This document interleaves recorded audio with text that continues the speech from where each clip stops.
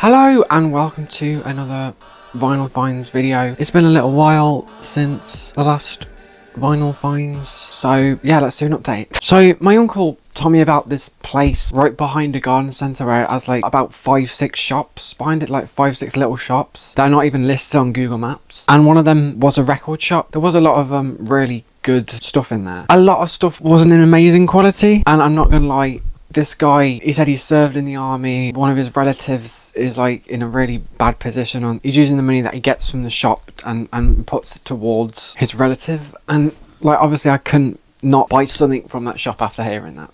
So like, a lot of the stuff I got from the shop was in not amazing condition. I got one 7-inch, which is flash. I didn't have this, so I got it.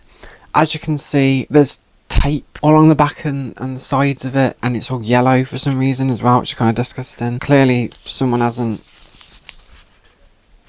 been too kind with this release. I'm using these now, anti-static vinyl sleeve protectors or whatever. I've started to buy these in the past few months, and I've just put them on every single one of my vinyls because I do kind of want to protect them. But yeah, this is just like a standard vinyl. B-side is Football Fights. Yeah, just an addition to my Queen collection.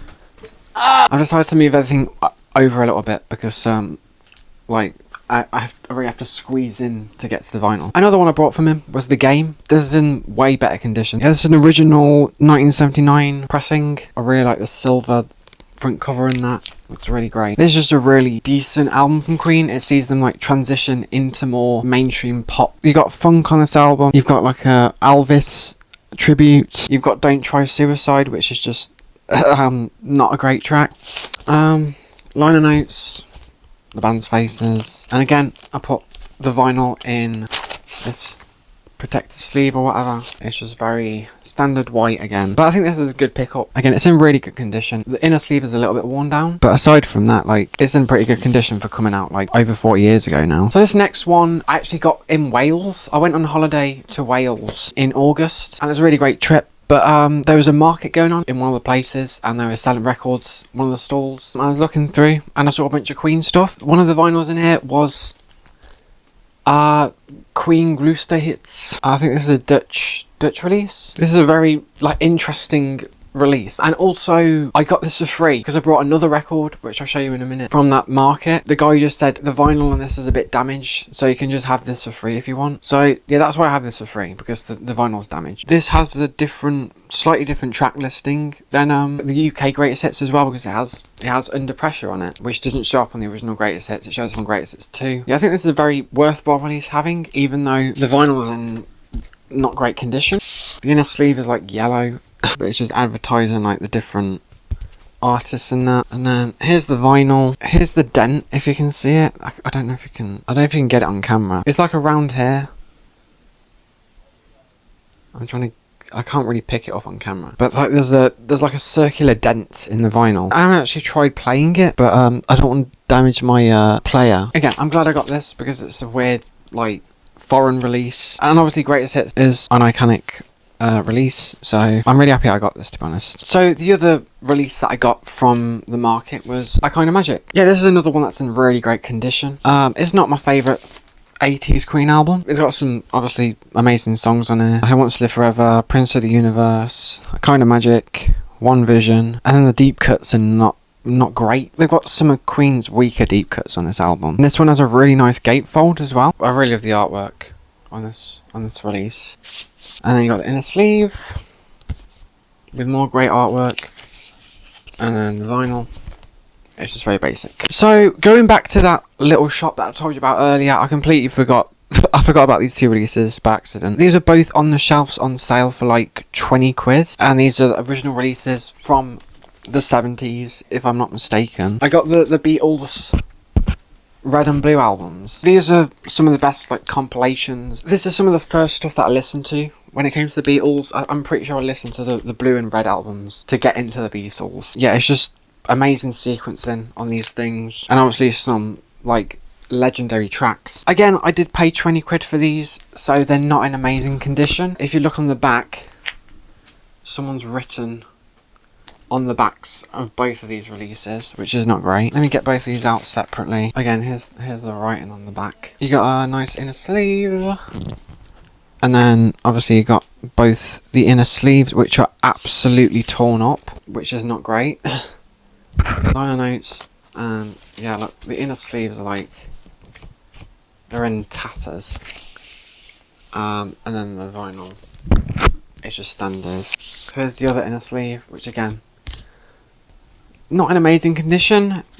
This is also falling out the bottom.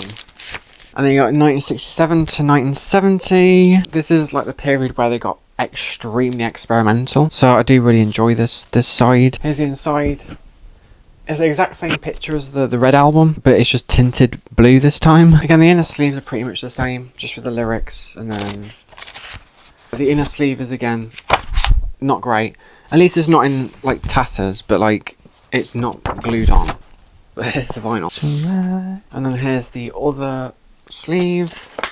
Again, the inner sleeve's not in great condition. That's like coffee stain or something. I hope it's a coffee stain. So over recent months, I've begun to start buying a lot of Gorillaz discography as well. I bought Demon Days live in the Apollo Theatre. I bought that as a record store day exclusive, and then I also had Plastic Beach, but I decided to get studio version Demon Days. Of course I had to. This is one of my favourite albums ever, just such an amazing album. It's not as good as Plastic Beach, but like they're very, very close.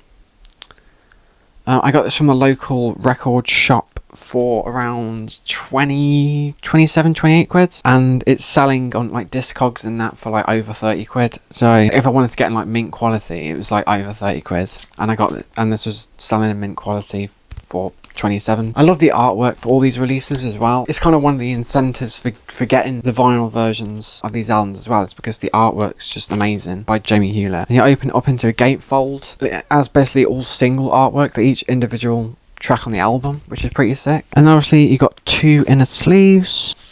So you got Murdoch, big head of Murdoch here, big head of 2D. And then you got the vinyl inside.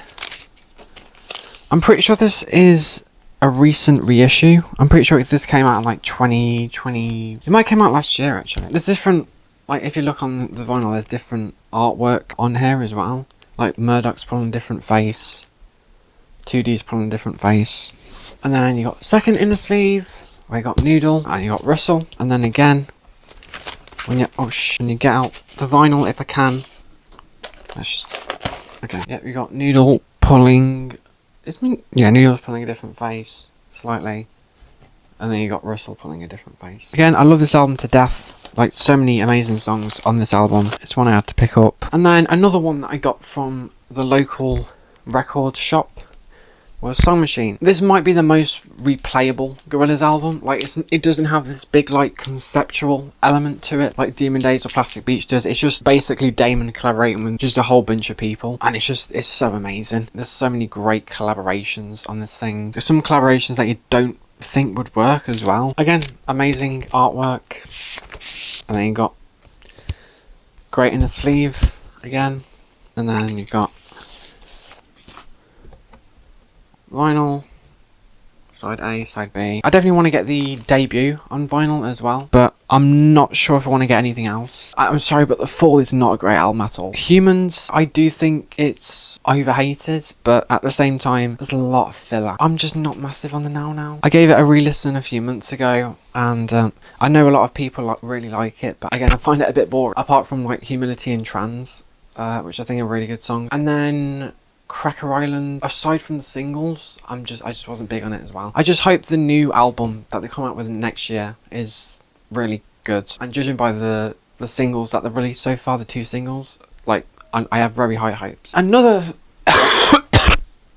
Then another release that I got from the local record shop. This one was a bit more pricier. This was 37 quid, but I looked online and there's people selling it for 50 quid upwards in brand new condition. So again, I thought this was a good value pickup. It's the College Dropout, one of the best ever debuts in the history of debuts. It's kind of a bittersweet pickup because Kanye just fell off the rails so much. You listen to something like this and you listen to like some of the recent tracks that he's done, which are not even him. It's an AI filter of him that he's put over like reference tracks. It's just like, it's so sad. And also the stuff he said recently on Twitter, I forgot to mention that. Like, not great.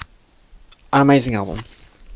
such an amazing album. I also want to get My Beautiful Dark Twisted Fantasy on vinyl because, yeah, College Dropout and My Beautiful Dark Twisted Fantasy are two of his best, in my opinion. I do also obviously like Late Registration. Graduation is a little bit overrated. Like Drunken Hot Girls and Barry Bonds kind of drag the album down a little, in my opinion. But yeah, I'm so glad I have this because the beats on this album are just heavenly. The verses on here are heavenly. The features are heavenly. Obviously an iconic cover as well. Pretty sure there's a brown and a white version of this album. I think the brown version is the clean version, but the white version is the explicit version. Also, this cuts out some of the interludes as well for time, because I don't think it could fit on a vinyl record. So the intro's cut off, it just goes straight into We Don't Care. I'm pretty sure there's an interlude that goes into Spaceship that's been cut out. There's an interlude that goes into the New Workout Plan that's been cut out. There's an interlude that goes into School Spirit that's been cut out. So I'm interested to listen to this album without the interludes and see how it, like, I don't know if it like changes the album experience for me. I don't know if the flow of the album might be interrupted.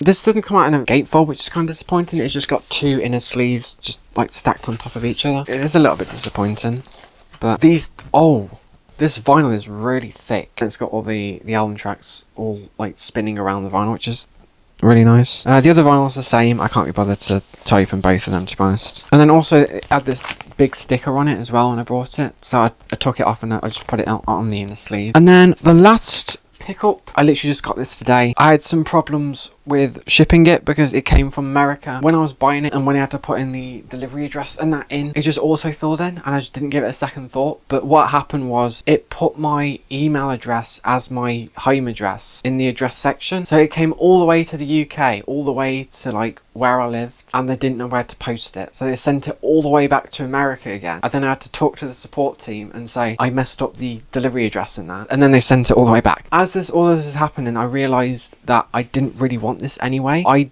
didn't realise when I bought it, but it's an incomplete version of the album. I should have known because it literally says it's a test pressing version of the album.